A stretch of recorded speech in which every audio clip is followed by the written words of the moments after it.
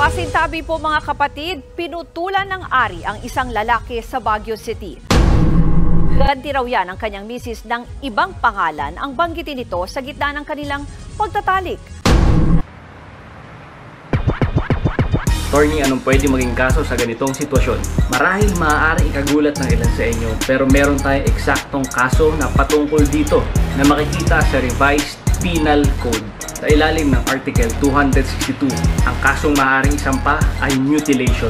Maaaring isampa ang kaso ito pag mayroong willful deprivation of another person's essential reproductive organ. Ano ang mga elemento ng kaso ng mutilation? Una, tulad ng nabanggit, the victim is deprived of an essential reproductive organ, at mahalaga rin na the act of deprivation o pagputol ay willful at deliberate. Natatangi ang kasong ito dahil may specific focus on the reproductive organ, which sets it apart from other forms of crimes involving physical harm and assault.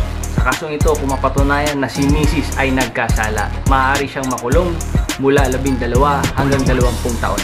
Ano ang maaari nating matutunan mula dito? Siguraduhin na tama ang pangalan na sasambitin tuwing may kasamang importanteng tao at may ginagawa kayong importanteng bagay.